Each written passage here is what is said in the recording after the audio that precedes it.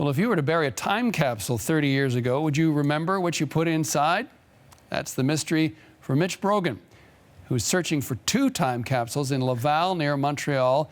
It's a letter that he wrote with his grandfather that might have some clues to where it is. That remained sealed until yesterday, and now that it's been opened, it has some surprising insight into what Mitch was thinking when he wrote it as an 11-year-old. Okay, Mitch Brogan joining us now. You're now 39 years old, and you're joining us from London, Ontario, and I can see you're holding up that letter itself, and an 11-year-old's writing in there. Is that, walk us through how, let's break this down in 2 parts.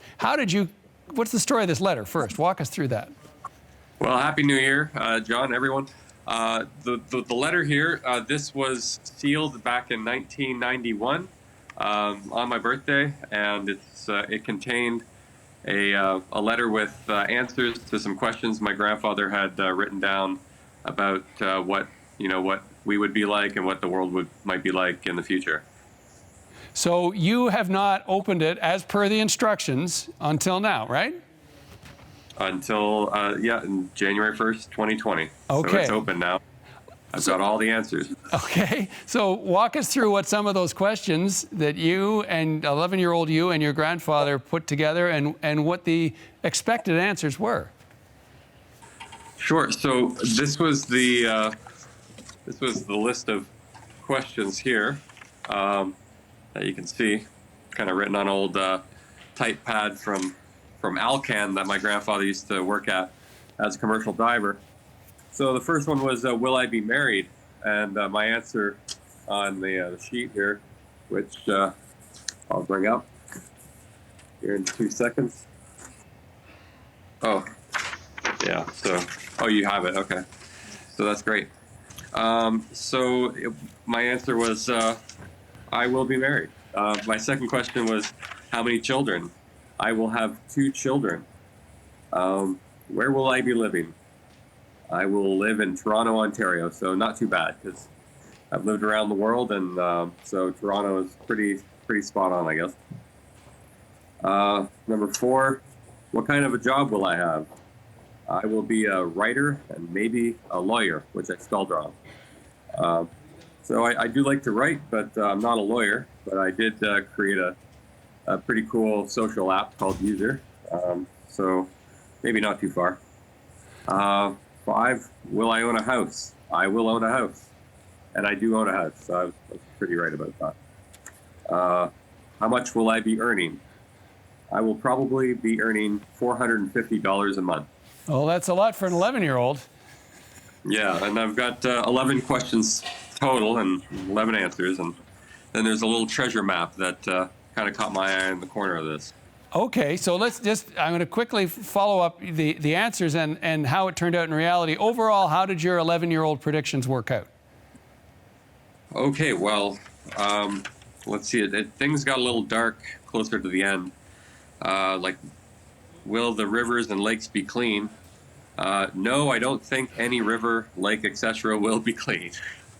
I wasn't too far off from that. I don't believe. I think scientists will agree with me. Number 9, will there be a lot of diseases in people? This one's pretty dark. Yes, I think at least 3/4 of the population of people in this world will be infected with diseases.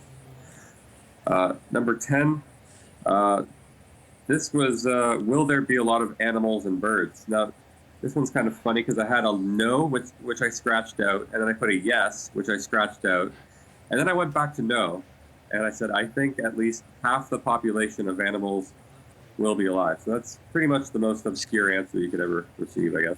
Okay. Yeah, so no, yes, no. I could have said maybe, I guess. And then the last one, which Elon Musk might like, will man be living on other planets? And I said, yes, I think man will infest other planets and trash them up like they did to Earth. Okay. So, yeah, there you go, Greta Thunberg and Elon Musk. Okay, so your predictions as an 11-year-old and the reality about how they measure up. And you mentioned, though, a treasure map of some description. Now, walk us through what that's all about. Yeah, right in the corner. I'm not going to, I'm not going to leave it too close to the screen, but there's a treasure map.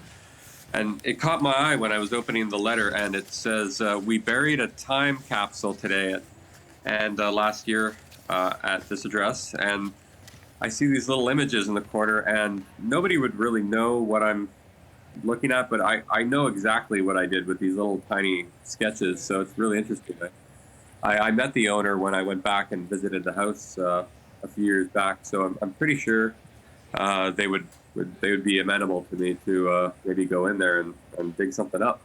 Everybody's been asking about the time capsules everywhere. For sure. Well, everyone loves a good treasure hunt. So what do you think is in those time capsules?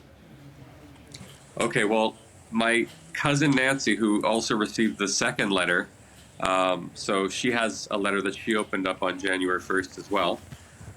So she says she remembers some old comics that I drew. I used to like to draw old Calvin and Hobbes and Garfield comics. So she said that some of those are in there that she remembers. I didn't remember that. And I remember maybe some crisp $2 bills. I thought they might be in the envelope, but maybe they're actually in the time capsules. Okay, so a treasure hunt underway. As you say, you hope to get access to this to see what may have survived in that. One thing, though, in terms of the way your life has turned out, I understand that something happened that there's no way you could have predicted as an 11-year-old. Can you tell us about that?